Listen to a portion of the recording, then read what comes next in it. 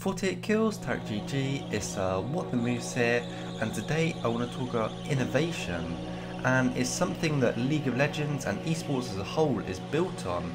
And hopefully by the end of this video I will encourage you guys to innovate in your ranked games and do something different, as we're seeing in this clip here. Season 1 World Championship Finals, Fnatic using the CV on top of themselves to bait Candy Panda into the bush.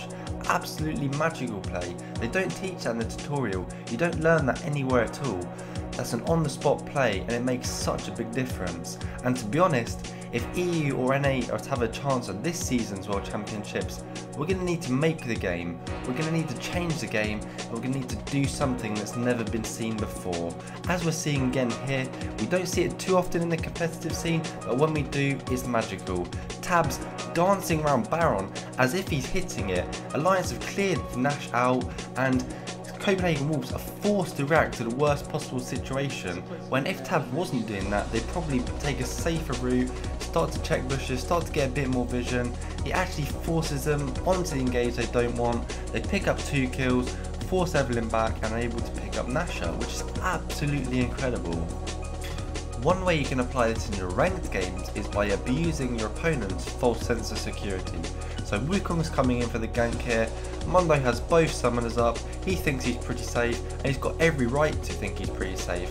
However, it's a perfect opportunity to innovate, to change the way people think about the game and to question their sense of security and to completely put a new twist on things. Again, seeing here, Nidalee's coming in for the gank. I'm going to pop my ulti as soon as I see her. I'm going to juke both skill shots with a quick sidestep, and now there's 3 possible reasons I turn around here. 1, I'm really stupid. 2, I think I can kill them both. Or 3, my jungle is here to gank. And every one of those situations, they'll have to turn around and fight me regardless. They're forced to react to the worst situation, and it's another perfect opportunity to innovate.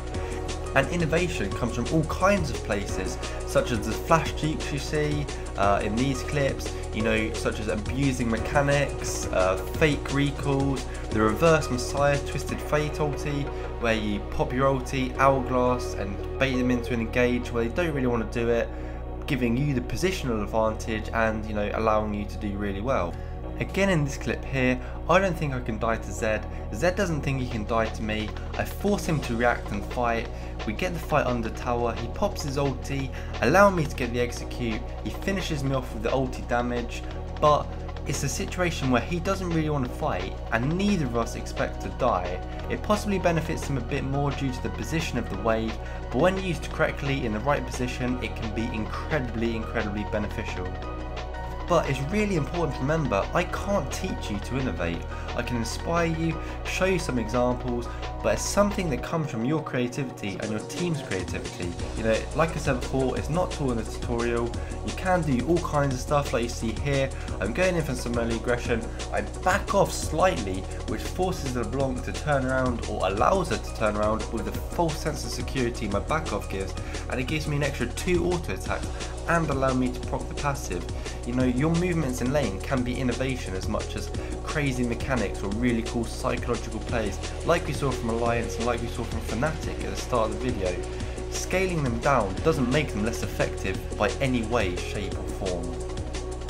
And the key to this is just to do the unexpected, do something on the spur of the moment. And I've said this before in other videos about making plays, it's not necessarily about making plays, it's about doing stuff or using stuff that wasn't really intended that way, or doing stuff that's not expected.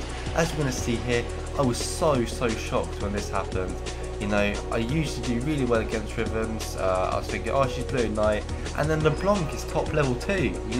I can't see LeBlanc mid. I assume that maybe she's backed, maybe she's been ganked and had to back or something like that. She's ganking me top level 2, and that gives a huge advantage to Riven, and it's something we don't expect as players of LoL. We're taught, 2 people go bot, 1 person goes mid, 1 person goes top. You might get ganked after the jungler clears his second buff. You could get ganked level 2. You're not taught to expect a level 2 roam from mid, but it is absolutely crazy. Just as people aren't taught to react to Gangshu lane, as we're seeing here.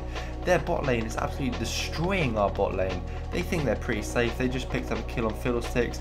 They've got a lot of ward coverage there, and you know, a gang through lane shifts the lane back into the favour ever so slightly of my team.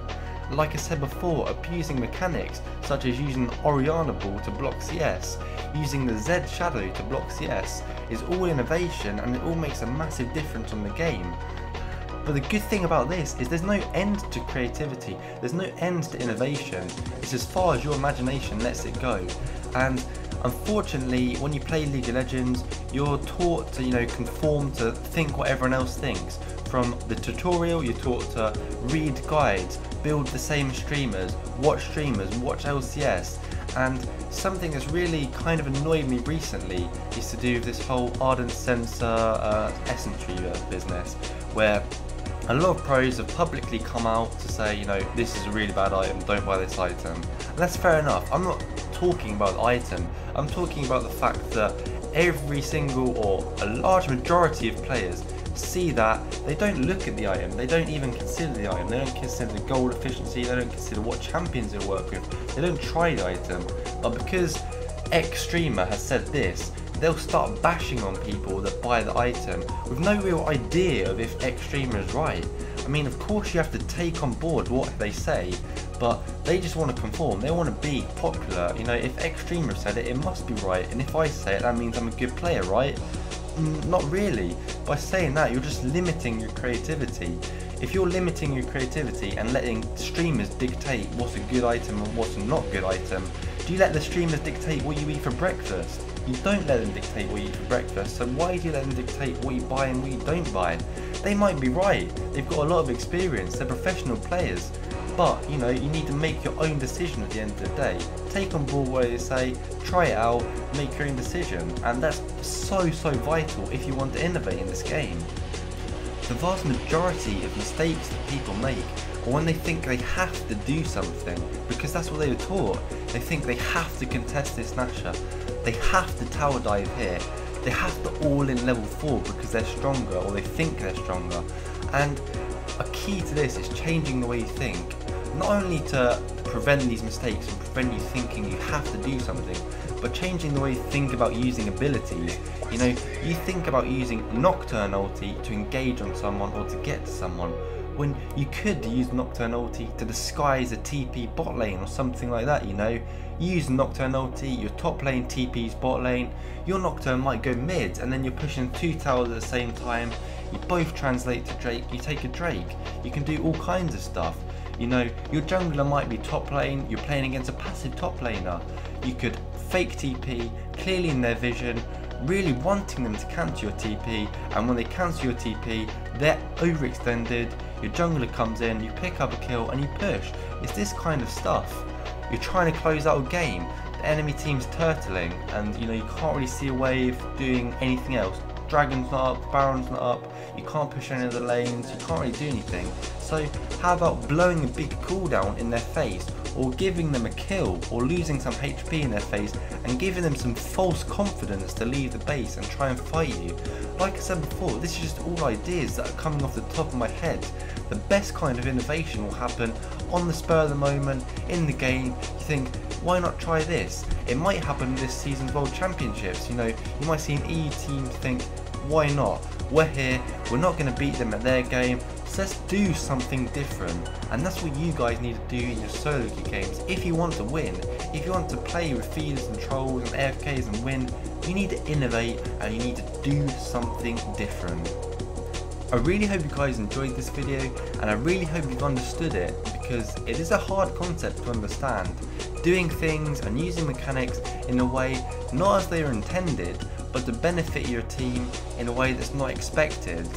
And I really hope if there's any teams watching this, that you take advice from this and stop playing to not lose and start playing to change the game. You guys have a fantastic opportunity at the face of esports to change the game. And if us guys start doing it at a lower competitive level in solo queue, hopefully that will inspire you guys to start doing it in the competitive scene, and that will work as a massive seesaw effect. If you enjoyed this video, please leave a like, favourite, comment and tell your friends. It helps me out so much. Please subscribe if you like what I'm doing, and I'll see you guys next time. Peace.